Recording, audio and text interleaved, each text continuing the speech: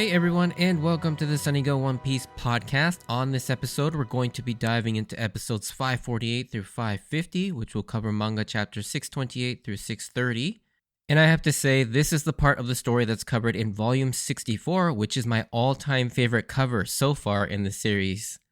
It's just a really cool cover with the entire crew, along with Jinbei, basically like all in a cool formation, and it basically seems like Jinbei is going to be part of the crew.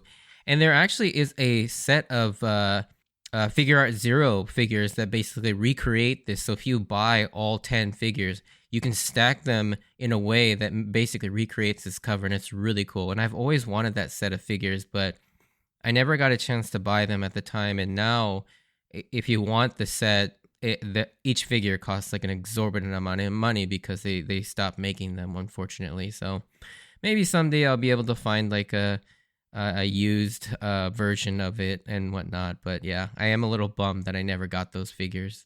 Anyways, synopsis. So Hody and his new Fishman pirates are beginning to enact their plan of taking over Fishman Island from the royal family by terrorizing the citizens and executing Neptune, while Luffy and Jinbe come to blows about how they should proceed with saving their crew and their friends, as well as King Neptune. Okay, so differences. There are a decent number of differences here. So Hody's speech is extended in the anime as he mentions like things like Gold Roger's execution and the consequences of the Great Pirate Age. In the manga, Hody actually does not list off like random civilian names. He doesn't read them off and look at the signatures. That scene is just completely added in the anime. Another scene that's added is the scene where Neptune is calling Hody selfish. This occurs actually during the actual speech, the transmission. And in the anime, this occurs after the speech has already ended. Now, the whole first scene of the sort of the comedy bit with Usopp, Zoro, and Brook still caught in the cage, that part is actually, for the most part, filler. Like the scene where Usopp is trying to psychically untie Zoro's chains with his nose as a magic wand. There's also an extra filler scene of Zoro, Usopp, and Brook before Brook reveals his new soul technique. The manga actually just starts off with a smash cut to his soul already being out of his body. And in the anime, there's this extended sequence of Brook explaining how he figured it out. And so this scene, it talks about how he was in a musical slump and then he started praying, and that's what allowed him to discover this new soul ability. That is, for the most part, not in the manga. The part where he's praying is in the manga, but we don't know why he was praying. And so the anime kind of adds that context to it. Also, this conversation takes place after Luffy and Jinbe have their fight, while in the anime it seems to happen kind of like during / slightly before. Another scene that's kind of added to the anime is the three princes, or the three prince brothers, is shown fighting Dosun, which we don't actually see in the manga. And the next time we actually see Dosun, he's already been beaten up and tied up. There are also some Ammonites that are stationed there that aren't there in the manga. And then in the manga, this scene actually takes place after you see Dharma sort of eating his way through the candy factory wall. So in the manga, it's actually reversed. You see Dharma first, then you see Dosun. So in the anime, there's this scene where Hody readies to leave the palace, and his wound from Zoro hurts him a little bit. And so he takes a handful of energy steroids. And so this particular portion of this scene doesn't happen, whereas the whole of this scene still does happen. You do see them getting ready to leave the palace, but in the manga, he only bites down on that one energy steroid at the end of this scene. However, later on, he does take a handful more of the energy steroids in that scene where he's kind of floating above at the end of episode 550. And so the anime makes it seem like he's consumed way more energy steroids, even more so than the manga. Then there's a couple more changes to all the scenes, kind of showcasing all of the commanders of the new Fishman pirates. Like with Hyozo, he's seen slicing up the building that he's standing in front of, which in the manga that doesn't happen. In the anime, Dosun is shown causing a lot more damage to the town. Zeo in his section is shown fighting and beating up a few more citizens, while in the manga he's just seen throwing a chain at a fishman and strangles him. And also that same fishman that gets beat up He's attacking with a broom in the manga, while in the anime he's got a sword. I'm not sure why they changed this, because I feel this is kind of important to show that Zeo and the new Fishman pirates are kind of bullying and terrorizing just regular citizens in cruel ways, whereas by giving them swords, I feel like it kind of elevates them a little bit beyond like just regular citizens. Like they have weapons and know how to fight a little bit. I mean, they're still weak and they get beat up immediately, but I feel like that visually it's more impactful, showing that this is really just a regular person trying to protect their home and their friends and family with a broom, no less, against pirates who are skilled and highly trained in combat. And so, yeah, I just feel like that scene kind of changes the tone of that a little bit. And then the final difference that I kind of wanted to talk about is the pretty big one, where the scene where Hody takes the excessive energy steroids and transforms into his white form. That is actually left a mystery tease in the manga, and we don't actually get to see his new form till later, once he's already at the plaza in the next chapter. And so the chapter actually ends where you only see Hody stamp his arm down, and then you see the reaction of everyone, in particular the sea beast's reaction of being like scared of Hody. And so I feel like that created a great opportunity to make like a cliffhanger scene, but for some reason the anime opted to leave the cliffhanger as showing Hody's new form and showing kind of his power up as he does the water bullet and throws it down at the ground in his new form, and it causes this massive explosion. I don't know, I guess you could, it's not really all that, that impactful, because you're literally going to find out what he looks like and what he can do in the next episode. But I don't know. I think this was more so done for time, because they maybe needed like 2 more minutes of actual content to fit the length of the episode runtime. And so maybe they decided, all right, let's just show off Hody's new abilities and new form here rather than waiting later. But ultimately, this really doesn't matter. I just thought it was a weird change. Okay, so let's get into my thoughts on the episode. So Hody, now in control of the palace, is broadcasting his plans of taking the throne and tearing the kingdom apart and building it back up, in his image, of course, all over the island. Hody then uses the thing that's supposed to be used for hope and freedom against the people. He uses the list of signatures as a hit list to identify traitors against the new regime, which is a pretty scummy thing to do. And amongst his broadcast, we get an update on what's going on with Zoro, Usopp, and Brook. And not much has changed aside from now they're in a room filling with water and with no way out. And we get this amazingly hilarious mini flashback of the moment the 3 of them get captured. And they keep thinking that Brook is just a decomposed body that's been floating around the ocean that's inadvertently made its way in. I actually really like that running joke that people keep thinking that Brook is just some person that like drowned years ago and his body's just decomposed. And Usopp and Zoro think they've lucked out that the Fishman pirates think that Brook is already dead, and they'll leave him alone so he can come rescue them later. But one thing I never really understood about this scene is, if Zoro and Usopp are awake at this moment, why didn't Zoro at least wake up and fight back? Like, Zoro at this point probably could have taken these guys out even without swords easily, since they weren't bound yet. The manga at least makes this point ambiguous by never showing Usopp or Zoro at this moment, so you could assume that they were already tied up. But the anime shows you that Zoro and Usopp, while it is a little hard to tell if Zoro has been bound yet, Usopp is clearly not bound. And so this scene is just a little weird suspension of disbelief for the comedy of the scene. Admittedly, it is a really funny scene that Brook couldn't help but interject using his trademark skull jokes. So I will let this pass, but it is kind of weird that the anime showed both of them still unbound. And yeah, particularly Zoro probably could have fought back. Another funny moment where Usopp does his best impression of Robin, kind of calling back to a similar moment in the Arabasta arc where Luffy does his impression of Sanji while they're all locked up in the Rain Dinner's casino.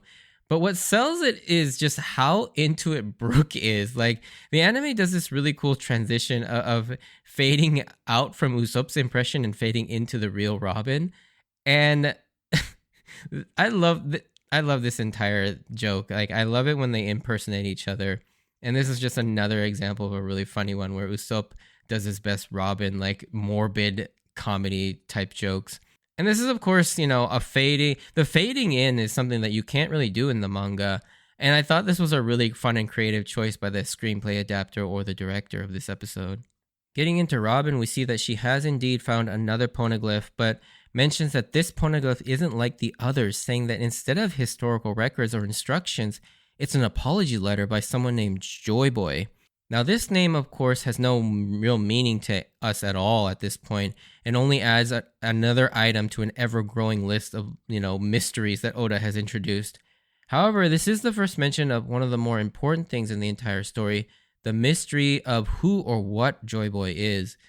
And definitely keep your eyes and ears open for this name as you kind of go through the rest of the series, because it is a fairly important item to remember. And it's really easy to forget about Joy Boy because there are so infrequent mentions of him up until it really does start playing a more larger role in the story. Now, when Hody's transmission ends, it cuts back to Luffy and everyone at the Sea Forest, and it pans the camera on everyone in silence and in shock at the situation of the island. And then it focuses on Luffy with his blackened out eyes like he usually has when he's in his intense or angry mode, and he even begins starting his sentence like he's going to say something serious about Hody, like oi or hey. But then it transitions to him all happy and elated that his new bounty has jumped another 100 million to 400 million berries.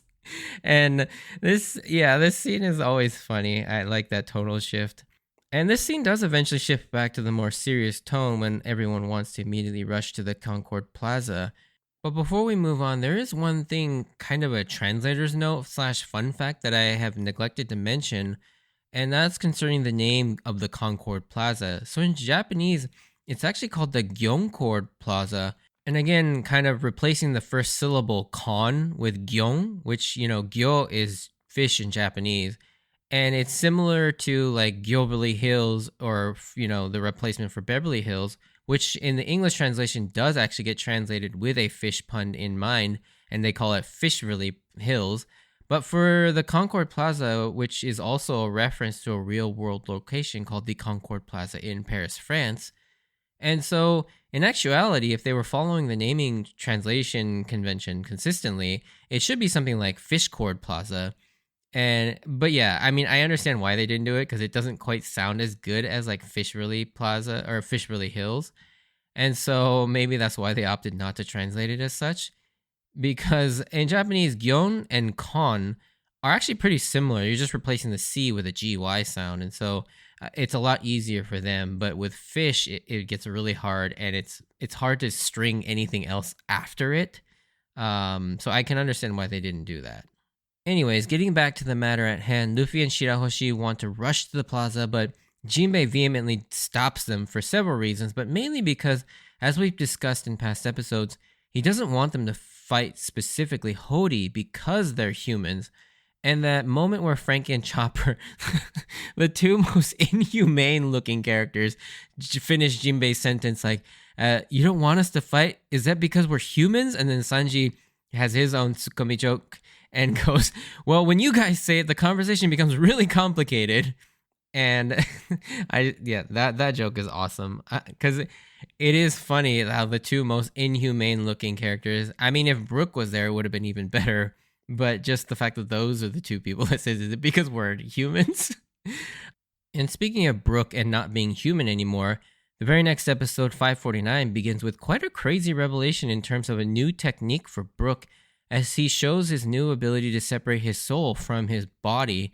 And Brook up to this point has pretty much mostly relied on his swordsmanship ability, with his Yomi Yomi Yomi largely being useless, and even the more enhanced abilities like his speed and his ability to run on water is more of a side effect of him being a skeleton, and as a result of resurrecting from the Yomi Yomi fruit.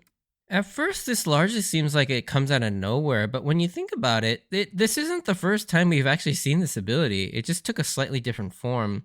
We saw this in Brook's initial introduction and explanation of how he came to be. So when he died, he came back to life as this sort of pink puff of smoke, which basically represented his soul. And it was in this form he searched for his body for over a year. And that's when, by the time he found his body, it was decomposed into the skeleton as we know him today. And so it shouldn't be that much of a surprise that he could actually reverse that and enter his soul form once again. And I love the scene where Brook goes to look for Pug and freaks the hell out of him. And he calls out to him in the most creepiest of ways, causing him to panic and run in terror too. Like he could have just like shown up in a more friendly, more I don't know, like very present way instead of like creepily calling out to Pug-san. Like who wouldn't run in that scenario? But then of course, to trademark Oda's sort of perverted humor, he's got to insert the fact that Brook, he implies that Brook uses this newfound skill to essentially peep on women, which is gross. But also, I kind of find it weird since the ability doesn't necessarily grant him invisibility. It just allows him to pass through walls and float around. So they should still be able to see him peeping on them. I will say Zoro telling Usopp to shut up when he's saying how jealous he is of Brook's new ability was pretty funny though. Now, getting back to the conflict at hand, we get to see a matchup that I didn't think would actually happen because Jinbei, even though he was a former Shichibukai, immediately became an ally. But we do in fact get a taste of what a Jinbei versus Luffy Shichibukai fight would have been like. And just like the other Shichibukai, Jinbei would have proven to be a pretty tough fight as well, due to his ability to manipulate the moisture in the air and in a person's body with his Fishman karate, bypassing Luffy's devil fruit and hitting him internally. Although it makes you kind of wonder why Kurobi wasn't more effective against the Straw Hats. Like, Arlong has never been seen to use Fishman Karate, but Kurobi was a user of it. And I mean, I get that Kurobi was way weaker than Jinbei, having only been able to use like the Hyakumai Garoda Seiken, which is the 100-tile true punch, where Jinbei could use 50 times that in the Gosenmai Gaora Seiken or the 5,000-tile true punch at Impel Down against the Minnow Rhinoceros, I think it was. But still, Luffy and crew was weaker too at that point, and Kurobi barely like hurt Sanji. And I think what it really comes down to is, I think this variant, the Samegawara Seiken, which is translated as the Shark Tile True Punch, which I believe is what separates it from the number, like the Hyakumai Gawara or the 5,000 or the Gosenmai Gawara. Now, it basically uses the water to penetrate the user and hit the moisture, and it sends like shockwaves through the moisture. And so maybe that's why this is more effective against Luffy. That's really the only way I can kind of make sense of this. And whereas the regular numbered tile true punches are basically just physical punches that are just really strong. This fight is short-lived though, as Robin appears out of nowhere to put a stop to the meaningless fight, but it's here she shows off another really cool ability to sprout not just limbs, but her entire body in a full-on clone. Now, this is a very natural extension of her ability, and I always wondered why this was something that she couldn't do in the first place. But nonetheless, it is a cool ability that results in a hilarious triple KO as Sanji tries to jump in to save Clone Robin and takes both punches while Luffy and Jinbei kind of smack each other in the confusion. And so, like, seriously, the freeze frame of this punch is so funny, especially Sanji in the middle is hilarious, like seeing his face. Like, if you can pause it at the exact right time, it's so funny. Anyways, with some cooler heads, Jinbei tries to reason with Luffy and explain to him that just punching his way through this like he always does isn't the simple answer. And I like that this is the first time where, yeah, he does have to look at this from another way. Sure, as Sanji points out, that a conflict is no doubt inevitable with so much at stake with their friends and their nakama, being captive, but this is yet another test for Luffy in his ability to somewhat navigate a situation with more diplomacy and politics in mind, similar to how Vivi once showed him back when first arriving on Drum Island with Dalton. There's obviously more to it with all the history involved here, and so they need to consider the perception that they will give off if they just come charging in. And we don't get to see the resolution to this disagreement and how they'll go about this, which it kind of leaves you hanging, actually, which I honestly love because of the way Oda structures this part of the story. It really is amazing at sort of building the tension leading up to the conflict, because you don't actually know how they decided to resolve this and how they'll go about it. And so their plan is almost a complete mystery to you. And when it does kind of unfold, it's actually a pretty cool reveal. Sanji also gets a semi-cool scene here as he appeals to Jinbei about why it's so important for Luffy to fight for his friends. And one thing I love is the sense of togetherness and how in sync the crew is when he mentions how he is indebted to Jinbei and they all are for saving and protecting their captain, and that this desire to fight is because they care for them, including Hachi, who it's revealed to the characters that he sustained these injuries for speaking up for the Straw Hats against Hody. And then there's this cool scene that's pretty much undercut with his trademark lovey-dovey nonsense. And I don't hate it because that's who Sanji is, but you'd think Oda could have thrown Sanji a bone here and just let him have this really cool hero moment after what he did to him all throughout the beginning of this arc. But, you know, Sanji is Sanji. The next episode, 450, is mostly dedicated to showing Hody and his crew beginning their reign over Fishman Island by subjugating the citizens and terrorizing them into submission all over the place, while Hody makes his way to the Concord Plaza to get ready for the execution of King Neptune. So, one translator's note about the scene with Dosun, and it's the way that Dosun talks, which is, you know, similarly to Neptune, who ends his sentence with Jamon or Dekken's no Hazuda, which is translated as I suspect. Like, you'll notice that Dekken ends his sentences all with no Hazuda or I suspect. And Dosun also has a unique speech pattern where he ends his sentences with Dosun. Now, Dosun, like I mentioned in the past, is an onomatopoeia for like a big bam or a big thud. And so when he becomes all weak, he actually adjusts his speech pattern accordingly. And so he falls to the smaller kotsun, which is like this light clank. Then he's fed the energy steroid and he begins to regain strength. And so his speech changes to reflect his gradual power up by going from kotsun to potsun, which is like a sound of a water drop. Then from potsun to possun, which is like the sound of a larger water drop. And then you get totsun or tossun, which is like the lighter version of dosun. Then he gets back to dosun. And then not only that, because of this energy steroid, he exceeds it and goes up to bokkan, which is like a big bang. Then he follows up with zugan and bagon and gaban. Now, these are more just escalating versions of like a bam or a bang. And to be honest, I've never even heard of the last two actually being used. Like bagon and gaban, like I don't think I've ever used them myself, nor have I actually seen it being used in any other context. So I don't even really know what to relate these to in English. Then the scene shifts to Hyozo and his part of the town. And the first thing that stands out to me is how now that he's drunk with this sort of like loose-fitting business suit look, it's almost like Oda decided to take the stereotypical drunk Japanese salaryman and turn him into a deadly mercenary. And additionally, with how he becomes much more dangerous when drunk, of course, draws on the Chinese martial arts style of drunken boxing, where they kind of imitate a drunk person's movements to throw your opponents off balance and also confuse them with sort of unpredictable movements. And so he's kind of like brought that over into swordsmanship, which is interesting. When it comes to Zeo, one thing that always seems weird, and I don't know if this was Oda's intent or not, but it just seems like the way the anime portrays it almost shows it like the invisibility also makes him become, I don't know, intangible as well, or maybe grants him teleportation, which it doesn't. You know, he just turns invisible. Like, he clearly can still be hit, as you see in the end, you know, towards the end of this scene, which is, you know, played as a funny gag where he's hiding, but then he accidentally gets stepped on by his own crew because they're trying to kill a cockroach or something. But yeah, it's interesting how, like, he's just standing there, and then when he goes invisible, they swing and he's not there, yet he's never actually seen like he's moving. Like, now, of course, he could just be moving super fast, but I don't know. It just seems really weird.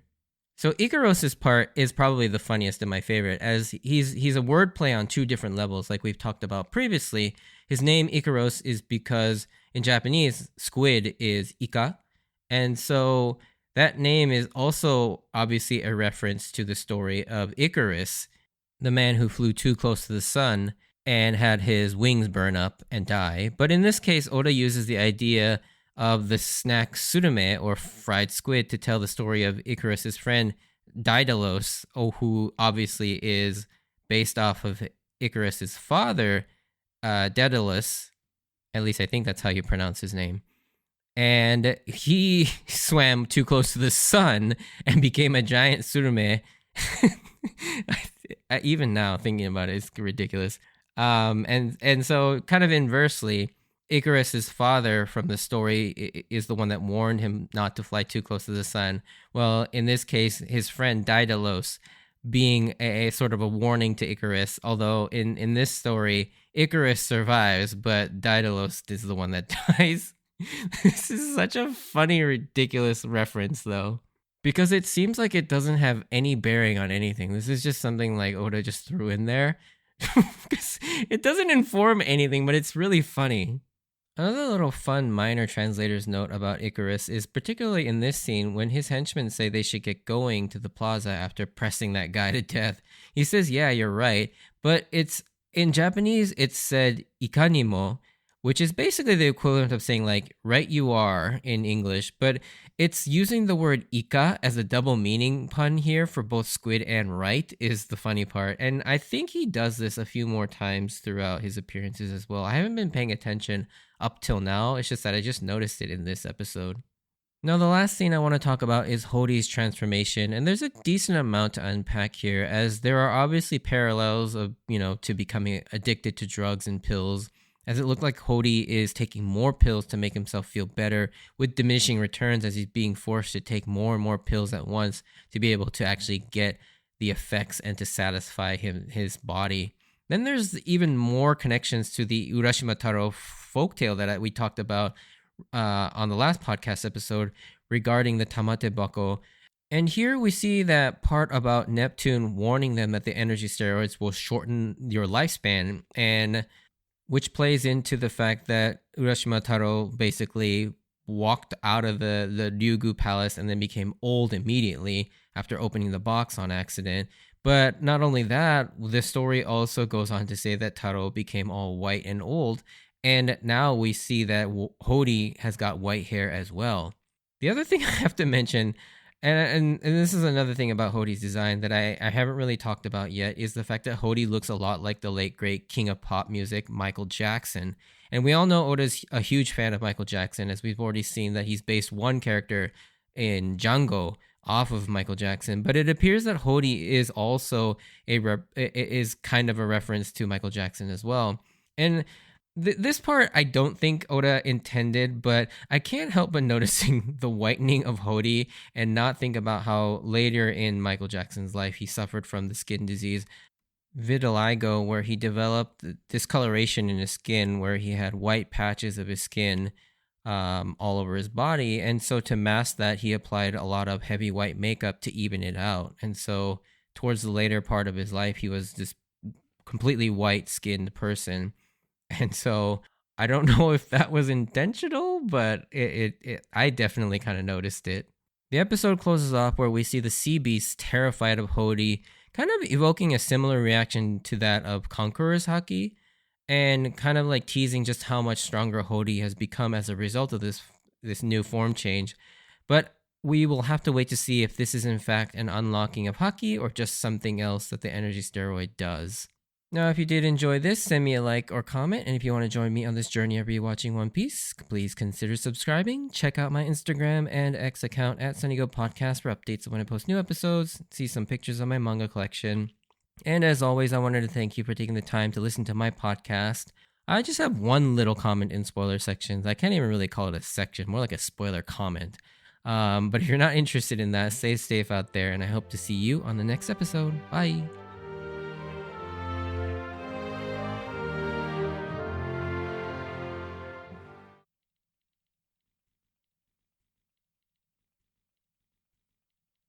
All right, so very minor spoiler section. One thing I just wanted to talk about was, seeing Jinbei use the Samegawara Seiken and hitting Luffy from inside. It's almost like a precursor to what we would eventually learn on in the Wano arc, basically the principle of advanced, armament haki, which is the duo, the ability to force your haki into a person's body and hurt them from the inside. Which is kind of the principle that's used to defeat Kaido, or at least damage Kaido. And so, yeah, I just found that really an interesting parallel. I don't think this has anything to do with either. It's just funny how Oda references the same way of damaging a person in two different ways. Yeah, so there's not really any deeper meaning to that. I just wanted to talk about that slight connection. Anyways, if you listen to this, thank you, and I'll see you on the next episode. See ya.